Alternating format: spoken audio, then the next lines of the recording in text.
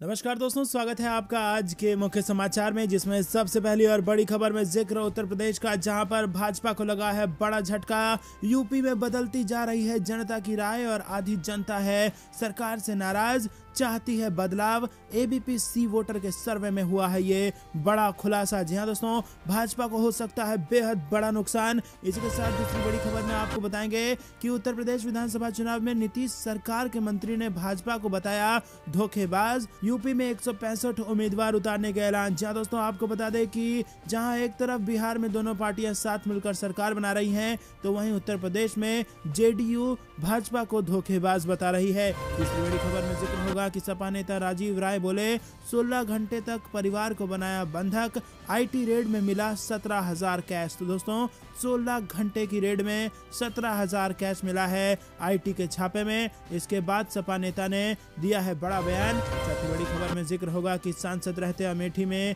राहुल गांधी ने किया जबरदस्त काम और आज जनता को संबोधित करते हुए किया ये बड़ा ऐलान। इसी के साथ जिक्र होगा उत्तर प्रदेश में मौसम का भी। यूपी में शीतलहर से बढ़ गई है गलन। मुजफ्फरनगर में पारा 3 डिग्री पहुंच गया है दोस्तों।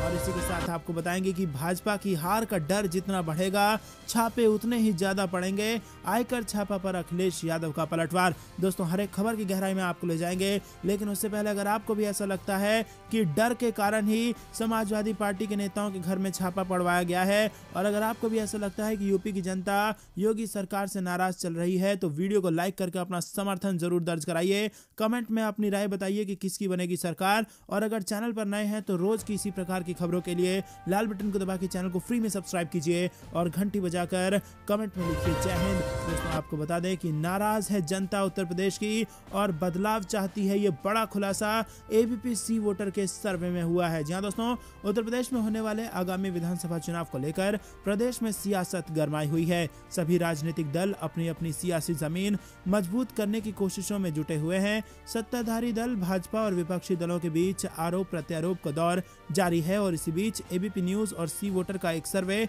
सामने आया है। इस सर्वे में लोगों से पूछा गया है कि क्या वो योगी सरकार से नाराज हैं और उनको बदलना चाहते हैं। तो दोस्तों आधी जनता ने यानी कि 50% लोगों ने इसके जवाब में कहा है कि वो सरकार से नाराज हैं और सरकार को बदलना चाहते हैं। एबीपी न्यूज और सी वोटर के डेली सर्वे में भाजपा को झटका लगता दिखाई दे रहा है। 17 दिसंबर के सर्वे के मुताबिक आधी जनता ने सरकार के प्रति अपनी नाराजगी व्यक्त कराई है, जबकि 9 दिसंबर, 15 दिसंबर और 16 दिसंबर के सर्वे में जनता की नाराजगी के ग्राफ थोड़ा कम था।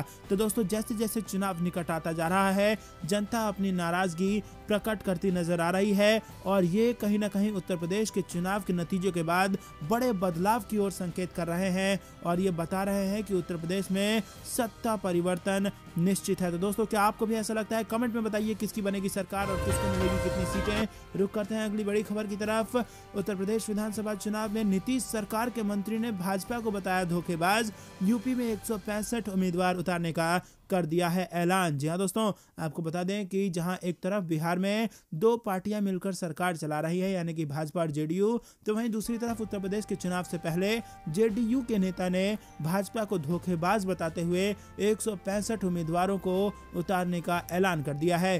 शुक्रवार को भाजपा के लखनऊ में निषाद पार्टी के साथ हुए संयुक्त रैली का आयोजन किया गया। इसमें केंद्रीय गृह मंत्री अमित शाह भी शामिल हुए। जहां एक तरफ भाजपा निषाद समाज के वोट बैंक के सहारे आगामी उत्तर प्रदेश चुनाव में जीत हासिल करने का सपना देख रही है, तो वहीं बिहार में नीतीश कुमार के नेतृत्व में चल रही एनडीए सरकार में मंत्री मुकेश साहनी ने भाजपा को ही धोखेबाज बता दिया। मुकेश साहनी ने अपने गठबंधन सहयोगी भाजपा से बगावत करते हुए आगामी उत्तर प्रदेश विधानसभा चुनाव में 165 उम्मीदवार उतारने का ऐलान कर दिया है। बिहार सरकार में मंत्री और विकासशील इंसान पार्टी के मुखिया मुकेश साहनी ने कहा है कि आरक्षण के नाम पर निषादों को लखनऊ बुलाकर भाजपा ने धोखा दिया, लेकिन रैली में किसी ने भी आरक्षण के मुद्दे पर कुछ नहीं कहा है। किसी के मुंह से आरक्षण का अ तक नहीं बोला गया है, इसीलिए निषाद समाज भाजपा को माफ नहीं करेगा। साथ ही उन्होंने उत्तर प्रदेश में भाजपा की सहयोगी निषाद पार्टी पर भी हमला बोला। तो दोस्तों निषाद इस वक्त भाजपा पर भरोसा नहीं करेगा और वोट भी अपना नहीं देगा, ये दावा किया है मुकेश साहनी ने। रुक करते हैं अगली बड़ी खबर की तरफ, लेकिन उससे पहले दोस्तों आपसे फिर से निवेदन, वीडियो लाइक करके अपना समर्थन जरूर दर्ज कराइए। अगली बड़ी खबर, सपा नेता राजीव राय का बड़ा बयान, बोले 16 घंटे तक परिवार को बना रखा बंधक और IT रेड में मिला महज 17,000 रुपया कैश। जी हाँ दोस्तों, आयकर विभाग यानी कि इनकम टैक्स की टीम ने मऊ में समाजवादी पार्टी के राष्ट्रीय सचिव और प्रवक्ता राजीव राय के घर 16 घंटे तक छानबीन की, लेकिन टीम को उनके घर से महज 17,000 रुपए ही मिल पाया है। सपा नेता राजीव राय ने आरोप लगाते हुए कहा कि पूरे परिवार सहित रिश्तेदारों को बंधक बनाकर रखा गया। रेड के दौरान 17,000 कैश और पूरे मोबाइल का डाटा खंगाला गया। उन्होंने कहा कि हम रेड से डरने और घबराने वाले नहीं हैं। राय ने कहा कि सपा प्रमुख अखिलेश यादव ने लखनऊ बुलाया है। छापेमारी से मुझे कोई फर्क नहीं पड़ता, क्योंकि दिया बुझने से पहले फड़फड़ाता जरूर है। जी हाँ दोस्तों, इन्होंने इशारे में तंज किया है कि सरकार जाने से पहले थोड़ी फड़फड़ाएगी, इसीलिए दिया बुझने से पहले फड़फड़ाता है, ऐसा दावा किया है नेता राजीव राय ने। इनकम टैक्स विभाग के अधिकारियों के जाने के बाद सपा नेता राजीव राय लगभग 16 घंटा बाद अपने घर से बाहर निकले।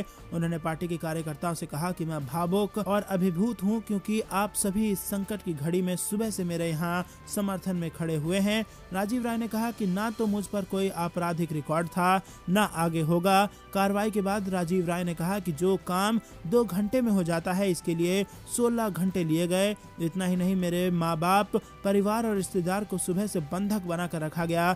मेरी 4 से 5 जगहों पर छापे मारे गए। सपा के राष्ट्रीय सचिव राजीव राय ने कहा कि आज से पहले मुझे कोई नोटिस नहीं मिला था, ना ही कोई पूछताछ हुई थी। मेरा हर साल इनकम टैक्स फाइल होता है, कभी कुछ मिला ही नहीं, ना ही बड़ी रकम मिली। उन्होंने कहा कि विभाग की टीम मेरा फोन, जीमेल और ID पासवर्ड, पासबुक सब कुछ ले गई है। बता दें कि शनिवार को आयकर विभाग की टीम ने उत्तर प्रदेश के लखनऊ, मैनपुरी और मऊ में सपा प्रमुख अखिलेश यादव के करीबियों और सपा नेताओं के घर और कार्यालयों पर ताबड़तोड़ छापेमारी की थी। दोस्तों, रुक करते हैं अगली बड़ी खबर की तरफ। सांसद रहते अमेठी ने किया जबरदस्त काम, राहुल गांधी का ये बड़ा बयान। जी हाँ दोस्तों, आपको बता दें कि राहुल गांधी ने कहा कि अमेठी का सांसद रहते हुए यहाँ जबरदस्त काम किए गए हैं। वहीं कांग्रेस ने सड़क व हाईवे का जाल बिछाया है। और इसी के साथ राहुल गांधी ने आगे ये भी कहा कि बुजुर्गों को याद होगा कि अमेठी के कुछ गांव बारिश होने पर तालाब में तब्दील हो जाते थे। हम झूठ नहीं, सच्चाई के रास्ते पर चलते हैं। हिंदुस्तान के नक्शे में सबसे ज्यादा हाईवे अमेठी में है। इसका फायदा लोगों को मिल रहा है। भेल राइफल गन फैक्ट्री, सेल की फैक्ट्री, रेलवे स्टेशन, नई रेलवे लाइन बनाने का काम किया। PM मोदी ने झूठे वादे किए हैं। AK2, AK3 की फैक्ट्री का श्रेय लेना चाहते हैं, जबकि ये काम कांग्रेस ने किया है। रुक करते हैं अगली बड़ी खबर की तरफ, जो कि मौसम विभाग से जुड़ी आ रही है। उत्तर प्रदेश में शीतलहर से बढ़ गई है गलन। मुजफ्फरनगर में पारा पहुंच गया है 3 डिग्री के पास। जी हाँ दोस्तों, पहाड़ी इलाके में बर्फबारी के चलते उत्तर प्रदेश के कई इलाकों में ठंड बढ़ गई है। वहीं मौसम विभाग ने आने वाले दिनों में शीतलहर और कोहरे की संभावना जताई है। इसके चलते मैदानी इलाकों में आने वाले हफ्ते में ठिठुरन और ज्यादा बढ़ जाएगी। लखनऊ में रात का तापमान 8 डिग्री दर्ज किया गया है। आने वाले कुछ दिनों में इसी तरह के मौसम का अनुमान है। पहाड़ों की तरफ से आ रही सर्द हवाओं ने शनिवार को मुजफ्फरनगर को प्रदेश का सबसे ठंडा जिला बना दिया था। मुजफ्फरनगर में 3 डिग्री सेल्सियस रिकॉर्ड किया गया है तापमान। 24 घंटे में झांसी का न्यूनतम तापमान 2.5 डिग्री सेल्सियस लुढ़ककर 4.5 डिग्री सेल्सियस पहुंच गया। झांसी के बाद मेरठ, आगरा, मुरादाबाद, बरेली भी सर्वाधिक ठंडे जिलों में शामिल रहे। रुक करते हैं अगली बड़ी खबर की तरफ। बीजेपी का हार का डर जितना बढ़ेगा, छापे उतने ही पड़ेंगे। आयकर छापा पर अखिलेश यादव का पलटवार। जी हां दोस्तों, आयकर विभाग ने समाजवादी पार्टी के राष्ट्रीय सचिव राजीव राय समेत कई नेताओं के ठिकाने पर छापेमारी की है और इस पर समाजवादी पार्टी के मुखिया अखिलेश यादव ने बीजेपी पर निशाना साधते हुए कहा है कि केंद्रीय एजेंसियों का दुरुपयोग किया जा रहा है। भाजपा चुनाव में हार की डर की वजह से ऐसा कर रही है। उन्होंने कहा कि जनता इस चुनाव में भाजपा का साथ नहीं देने वाली है। उन्होंने ट्विटर पर पोस्ट करते हुए लिखा कि भाजपा की हार का डर जितना बढ़ता जाएगा, विपक्षियों पर छापों का दौर भी उतना ही बढ़ता जाएगा। फिर भी सपा का रथ हुआ हर कार्यक्रम बदस्तूर चलता जाएगा। अब तो जनता पूरी तरह भाजपा के खिलाफ विपक्ष के साथ खड़ी है और अब क्या 22 के लिए भाजपा सरकार उत्तर प्रदेश की 22 करोड़ जनता के यहां छापे डालेगी। बता दें कि इनकम टैक्स ने सपा के राष्ट्रीय सचिव राजीव राय के मऊ ठिकाने, अखिलेश यादव के पीएस, ज्ञानेंद्र यादव के लखनऊ ठिकाने और आरसीएल ग्रुप के मालिक मनोज यादव के मैनपुरी ठिकाने पर एक साथ छापेमारी की थी। रुक करते हैं अगली बड़ी खबर की तरफ। कोरोना की तीसरी लहर के साथ हो सकती है नए साल की शुरुआत, फरवरी में पीक पर होंगे केस, कोविड पैनल का बड़ा बयान। जी हां दोस्तों, देश में कोरोना वायरस के फिलहाल रोजाना 8,000 से कम मामले आ रहे हैं। पिछले 24 घंटे में 7,081 नए मामले आए हैं, जबकि 264 मरीजों की जान चली गई है। वहीं बीते 24 घंटे में 7,479 मरीजों ने कोरोना को मात दी है। फिलहाल देश में कोरोना के एक्टिव मरीजों की संख्या करीब 84,000 है, जो कि पिछले 19 महीने में सबसे कम है। वहीं दूसरी ओर national Covid super model committee के आकलन किया है कि अगले साल की शुरुआत में ओमिक्रॉन की वजह से कोरोना की तीसरी लहर आ सकती है और इसका पीक फरवरी महीने में होगा। इस कमेटी की प्रमुख प्रोफेसर विद्यासागर ने कहा है कि ओमिक्रॉन तीसरी लहर लाएगा, लेकिन देश में बड़े पैमाने पर बढ़ी इम्यूनिटी की वजह से दूसरी लहर के मुकाबले तीसरी लहर हल्की होगी। साथ ही उन्होंने कहा है कि इस बात की बहुत कम संभावना है। बीजेपी की हार का डर जितना बढ़ेगा, छापे उतने ही पड़ेंगे। आयकर छापा पर अखिलेश यादव का पलटवार। जी हां दोस्तों, आपको बता दें कि आयकर विभाग ने समाजवादी पार्टी के राष्ट्रीय सचिव राजीव राय समेत कई नेताओं के ठिकानों पर छापा मारा है और इस पर समाजवादी पार्टी के मुखिया अखिलेश यादव ने बीजेपी पर निशाना साधते हुए कहा कि केंद्रीय एजेंसियों का दुरुपयोग किया जा रहा है।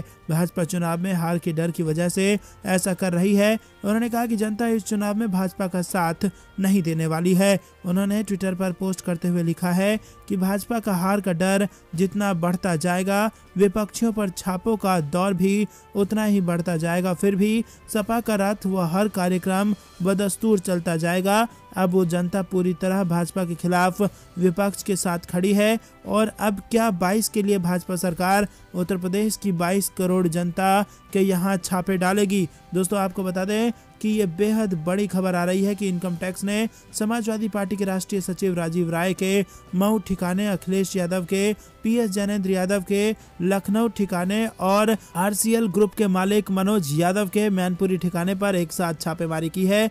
छापेमारी को लेकर उत्तर प्रदेश के पूर्व मुख्यमंत्री अखिलेश यादव बीजेपी पर हमलावर हैं। उन्होंने कहा कि चुनावों में हार को देखकर बीजेपी परेशान है और अब बीजेपी कोई भी जतन कर ले, लेकिन यूपी सरकार में वो नहीं बनने वाली है। दोस्तों, रुक करते हैं अगली बड़ी खबर की तरफ। जो सच्चाई के लिए लड़े वो हिंदू, जो नफरत फैलाए वो हिंदुत्ववादी, अमेठी में बोले राहुल गांधी। दोस्तों, क्या खबर जरूर बताएंगे, लेकिन उससे पहले अगर आप भी राहुल गांधी, अखिलेश यादव का समर्थन करते हैं तो वीडियो लाइक करना मत भूलिएगा। आपको बता दें कि कांग्रेस नेता राहुल गांधी और महासचिव प्रियंका गांधी शनिवार को पद यात्रा के दौरान अमेठी पहुंचे और इस दौरान राहुल गांधी ने एक बार फिर हिंदू और हिंदुत्व का मामला उछाला। राहुल गांधी ने कहा कि गांधी जी ने कहा था कि हिंदू का रास्ता सत्याग्रह है, जबकि हिंदुत्ववादी का रास्ता सत्याग्रह है। जो अन्याय के खिलाफ लड़ता है वो हिंदू और जो हिंसा फैलाता है वो हिंदुत्ववादी। अमेठी में कार्यकर्ताओं को संबोधित करते हुए राहुल गांधी ने कहा कि आज एक तरफ हिंदू है जो सच्चाई की बात करते हैं, दूसरी तरफ हिंदुत्ववादी हैं जो नफरत फैलाते हैं और सत्ता को छीनने के लिए कुछ भी कर सकते हैं। उन्होंने कहा कि हिंदुस्तान में आज हिंदू बनाम हिंदुत्ववादी के बीच लड़ाई लड़ी जा रही है। इससे पहले राहुल गांधी ने कहा कि सरकार कृषि कानून किसानों के हित में लाई थी, लेकिन एक साल बाद प्रधानमंत्री मोदी ने इसे लेकर माफी मांगी। सरकार जो भी कानून लेकर आई, चाहे वो नोटबंदी हो, जीएसटी हो या फिर किसान कानून हो, इसका किसी को कोई लाभ नहीं हुआ। हम पूछते हैं कि क्या ये पूंजीपतियों के लिए किए गए कानून थे। वहीं आपको बता दें कि कार्यकर्ताओं को संबोधित करते हुए कांग्रेस नेता ने कहा कि लद्दाख में चीन की सेना ने दिल्ली जितनी जमीन भारत से छीन ली है, लेकिन पीएम मोदी ने कुछ नहीं किया, ना ही कुछ कहा। और इस पर जब उनसे पूछा गया तो उन्होंने कहा कि किसी ने जमीन नहीं ली, लेकिन रक्षा मंत्रालय कहता है कि चीन ने जमीन ले ली है। अमेठी में राहुल गांधी ने कहा कि देश में बेरोजगारी और महंगाई दो बड़े मुद्दे हैं, लेकिन सरकार इन दोनों सवालों पर कभी जवाब नहीं देती है। कुछ दिन पहले प्रधानमंत्री अकेले गंगा में स्नान कर रहे थे, लेकिन प्रधानमंत्री यह नहीं कह सकते कि देश में रोजगार क्यों नहीं पैदा हो रहा, युवाओं को रोजगार क्यों नहीं मिल रहा, इतनी तेजी से महंगाई क्यों बढ़ती जा रही है। राहुल गांधी ने कहा कि प्रियंका गांधी ने मुझसे कहा कि मीटिंग करने के लिए लखनऊ जाना है, तो मैंने उनसे कहा कि सबसे पहले मैं घर जाना चाहता हूं क्योंकि ये मेरा घर है, आप हमेशा मेरे साथ चले, आपने मुझे सियासत सिखाई, मैं आपका धन्यवाद करता हूं। इस दौरान राहुल गांधी ने ये भाषण टीवी पर 30 सेकंड तक चलेगा ये कहा, लेकिन अगर ऐसा भाषण पीएम मोदी देंगे तो 6 महीने तक चलता रहेगा, और ऐसा करके मीडिया पर भी उन्होंने तंज कस दिया। दोस्तों रुक करते हैं अगली बड़ी खबर की तरफ। लद्दाख में चीन ने 1000 किलोमीटर जमीन पर किया कब्जा, अमेठी में राहुल गांधी का तंज, ध्यान भटका रहे हैं प्रधानमंत्री मोदी। जी हां दोस्तों, आपको बता दें कि उत्तर प्रदेश में होने वाले विधानसभा चुनाव से ठीक पहले कांग्रेस अपना गढ़ कहे जाने वाले अमेठी में फिर से पैर जमाने की तैयारी में है।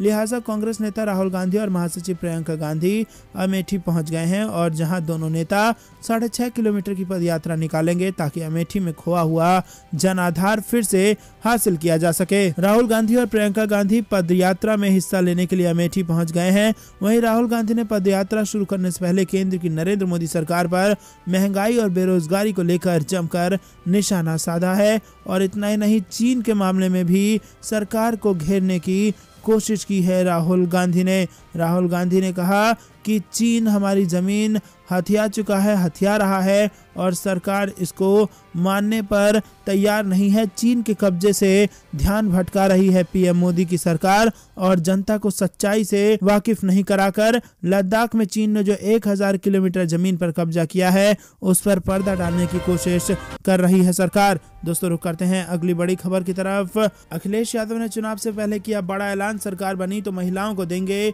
1500 रुपए की पेंशन और गरीबों को देंगे मुफ्त राशन। जी हाँ दोस्तों, आपको बता दें कि भाजपा ने पहले नवंबर तक राशन मुफ्त देने की बात कही थी, लेकिन सत्ता जाते देख उन्होंने मार्च तक राशन मुफ्त देने को बढ़ा दिया है। ये गरीबों के साथ मजाक है। समाजवादी पार्टी की सरकार बनेगी तो सभी गरीबों को हमेशा मुफ्त राशन दिया जाएगा। बहनों और महिलाओं को 500 की जगह 1500 रुपए समाजवादी पेंशन दी जाएगी। समाजवादी पार्टी के राष्ट्रीय अध्यक्ष और पूर्व मुख्यमंत्री अखिलेश यादव ने जनसभाओं को संबोधित करते हुए यह ऐलान किया है। भाजपा के लाल टोपी वाले बयान पर उन्होंने कहा कि जयप्रकाश जी रूस गए थे, वहां की क्रांति देखकर जब वो आए तो समाजवाद लाने के लिए उन्होंने लाल टोपी पहनी। लाल क्रांति के साथ ही भावनाओं का रंग होता है, लेकिन एक रंगी लोग भावनाओं को क्या समझें। पीएम व सीएम पर हमला बोलते हुए उन्होंने कहा कि जिनके परिवार नहीं होते हैं उन्हें रिश्तों की कद्र नहीं होती है। शनिवार को दौरे के दूसरे दिन